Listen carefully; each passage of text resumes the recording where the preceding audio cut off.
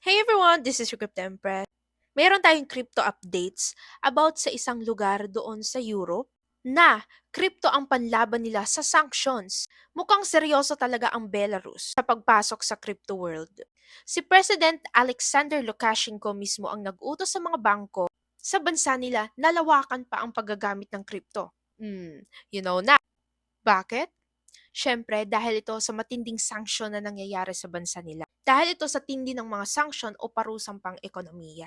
Parang ito yung nakikita nilang diskarte para hindi tuluyang mabara yung pagdaloy ng pera sa bansa nila.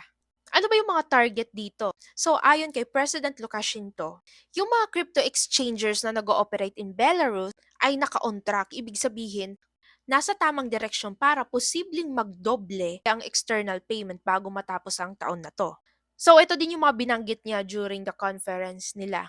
Number one, alternative route. Very famous problem to ha. Dahil mahirap mag-transact, dahil sa traditional banking, dahil sa sanction, crypto ang naging backdoor nila para makapagbayad sa ibang bansa.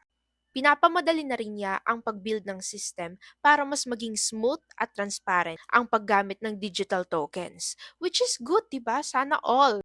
Sana ganyan din sa Pilipinas.